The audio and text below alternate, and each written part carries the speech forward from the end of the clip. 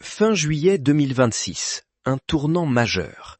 Bassirou Diomaye Faye, chef d'État sénégalais, accède à la présidence tournante de la communauté ouest-africaine, une institution réduite à 12 États, fragilisée par les crises. Au même moment, sur la scène intérieure, un autre choc se dessine. Il annonce la création de sa propre organisation politique et s'éloigne de son ancien allié, devenu rival. Stratégie risquée ou ascension maîtrisée ? Nous analysons dans cette vidéo les coulisses de ce double positionnement et ses conséquences directes pour les scrutins de 2027 et 2029. Restez attentifs jusqu'au terme. Vous allez comprendre l'enjeu réel. Une seule question sur ce sujet, professeur Henri Ba. Bassirou Diomaye Faye joue-t-il un jeu dangereux ou monte-t-il en puissance, selon vous?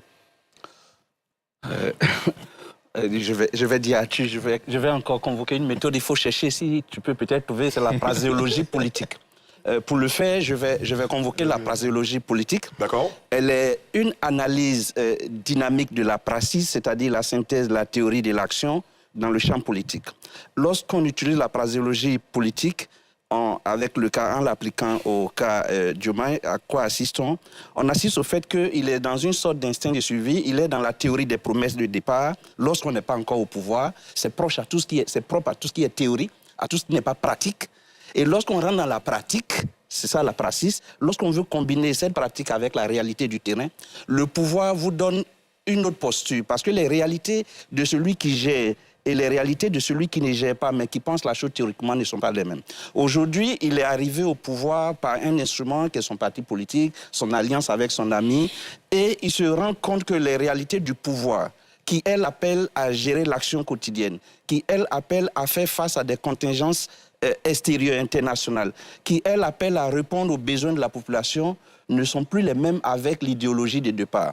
Et une fois cette branche sur laquelle il était assis est rompue, parce que c'est un fait aujourd'hui que le PASTEF ne lui appartient plus, il joue sa survie politique. Et comme un instinct de conservation en biologie, quand tu joues ta survie, on ne peut pas a priori dire que tu prends un gros pari. On peut dire, moi je peux dire qu'il est dans ce qui est normal, parce que quand vous êtes face à une telle situation, que vous êtes président de la République, vous ne pouvez pas toujours accepter que l'instrument qui vous a conduit soit un instrument qu'on vous arrache. Il est obligé, par instinct de survie, de s'accrocher à son propre parti pour avoir son propre instrument. Est-ce que c'est un jeu dangereux? Est-ce que c'est un jeu qui mérite d'être joué? C'est la temporalité politique qui nous le dira, parce que ce qui se passe là, ce sont les élections futures, je crois, de 2029 qui se jouent aujourd'hui. Et c'est le résultat de ces élections, avec toutes les alliances possibles, qui pourront nous dire si ce que Diomaye fait aujourd'hui est quelque chose de, j'allais dire, de normal, de risqué, ou si c'est quelque chose qui ne devrait pas être fait. On a encore la possibilité, si on avait le temps, de convoquer des théories éthiques, parce qu'il y a la question de la fidélité. Est-ce qu'il devrait être fidèle ou il devrait jouer la carte de l'autonomie? S'il veut être fidèle à son parti, il perd sa crédibilité parce que ce parti ne lui appartient plus. Il est obligé de jouer le jeu de l'autonomie. Et dans une autonomie, il faut disposer de tous les moyens. Il est donc dans la cadre de l'autonomie, il est dans la cadre du réalisme politique quand on est aux affaires, qui se démarque de lorsqu'on n'est pas aux affaires. Très bien. Docteur Banga?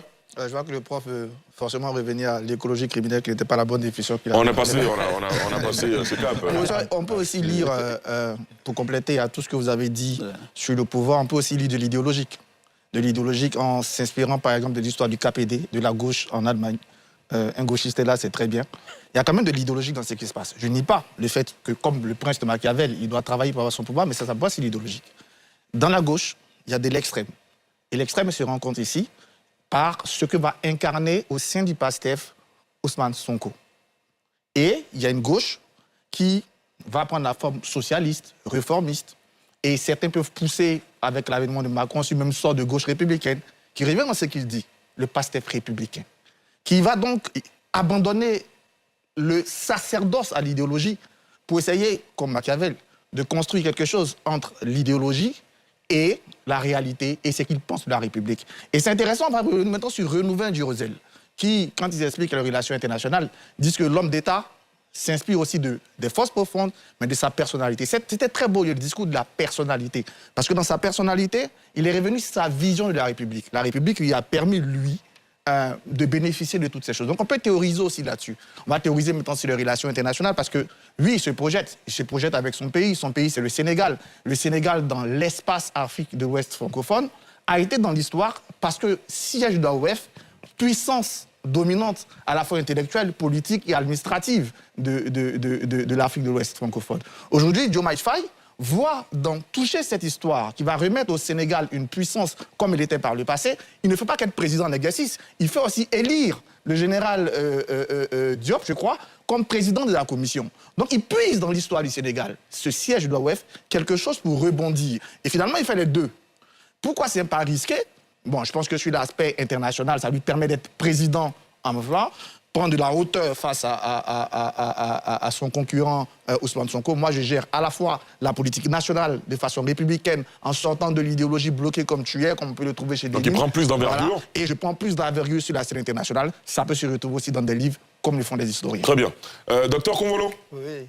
Avant de me prononcer sur cette question, je voudrais faire une précision. Bien sûr, allez-y. Je suis enseignant de droit privé, mais pas économiste. Mais bien sûr. Voilà. Qui a dit que vous étiez économiste? À un moment donné, ils ont dit l'économiste. Ah, d'accord. Non, moi, quand je vous ai présenté, j'ai dit enseignant de droit privé. Oui, mais dans les échanges... D'accord, très bien. Voilà. La précision est faite, et c'est compris. Merci beaucoup. Alors, au niveau du Sénégal, il faut dire que pour nous, défenseurs des droits de l'homme, on est dans la même logique. Hein, c'est la liberté d'expression, la liberté d'association. Et la politique, c'est un art de déconstruction et de reconstruction. De sorte que dans le jeu des intérêts, ceux qui marchent aujourd'hui peuvent se séparer demain et on se retrouve avec de nouveaux partis et des partis qui sont appelés parfois même à disparaître. L'un de nos analystes avait cette fameuse expression, Arthur Banga saura de qui je parle, la politique c'est le champ de rivalité de pouvoir. Oui. Aristide Nkenbenken. Voilà. Ce qui nécessairement suscite des constructions et des constructions. C'est normal. Alors, dangereux peut-être parce qu'il faut à la fois réaliser la promesse de l'éco, faire en sorte qu'on se retrouve avec une monnaie, donc s'engager au plan régional pour atteindre un résultat qui va avoir un impact sur la politique nationale. Tout à fait. Parce que pour le Sénégalais, il faut que ce pari soit levé pour qu'on dise que le Sénégal a réussi là où les d'autres présidents ont été désignés et n'ont pas pu atteindre ce résultat. Et en même temps construire, on va dire, une base forte au niveau du Sénégal pour les échéances à venir. C'est trop de travail, trop d'engagement, et peut-être que c'est là que se trouve le danger. Merci. Très bien. André? Alors, je reviens à mes chiffres. Pendant l'élection présidentielle donc de 2024, on avait 7 millions d'inscrits sur la liste électorale au Sénégal. 4 500 000 votants et PASTEF a eu 2 400 000 suffrages exprimés en sa faveur. Donc, le candidat Bassirou Diomaye Faye, soutenu donc par Ousmane Sonko. C'est comme ça qu'ils sont élus dès le premier tour. Lors des législatives qui ont suivi, PASTEF a eu 1 900 000 votants. Ça veut dire que le nombre d'électeurs a baissé. Je pense que le pari est risqué pour les deux. Il ne faut pas se duper. Et pour Ousmane Sonko, et pour Bassirou Diomaye Faye. Pour les deux. Pourquoi? Diomaye Faye, si vous voulez, je pense, n'a rien à perdre. il est parti ex nihilo, vu que le PASTEF ne lui appartenait pas dès le départ. Il était certes le numéro 2, mais il a été adoubé par Ousmane Sonko et on l'a vu avec l'épisode du limogeage et de l'élection à l'Assemblée nationale. PASTEF a récupéré presque tous ses députés. Donc ils ont fait bloc autour de Ousmane Sonko. Mais le président Diomaye Faye a monté une formation, non seulement pour diviser PASTEF, parce qu'aujourd'hui, la vente des cartes, ça a un succès populaire, c'est vrai, mais je rappelle que c'est 2 400 000 électeurs qui ont voté Bassirou Diomaye Faye en 2024. Et pour l'instant, le nombre de cartes vendues n'atteint pas cela. Ça tourne autour du million. Cela veut dire quoi? Cela veut dire que le président Diomaye Faye a bien l'intention de prendre une bonne partie de l'électorat de PASTEF, élargir sa coalition avec les pro-Macky Sall, les gens de PDS, voilà, et autres, pour avoir une sorte de majorité présidentielle assez conséquente. Le test majeur, ce sont les élections municipales qui viennent en début d'année 2027. On verra si sa stratégie est payante ou si PASTEF réussit toujours à avoir de l'hégémonie. Une chose est certaine, le jeu se joue entre les deux. Parce C'est qu'il n'y ça. a plus d'autres acteurs d'envergure. Bien sûr. Eric Bayala, ensuite, on termine avec Sosiei. Moi, je pense, pour ma part, que le président Bassirou Diomaye Faye est dans son élément. Parce que si on se refait au deal, si je peux m'exprimer ici, entre le président Sonko et lui, c'était qu'une fois parvenu au pouvoir, est-ce que c'était sûr que Diomaye allait faire un deuxième mandat?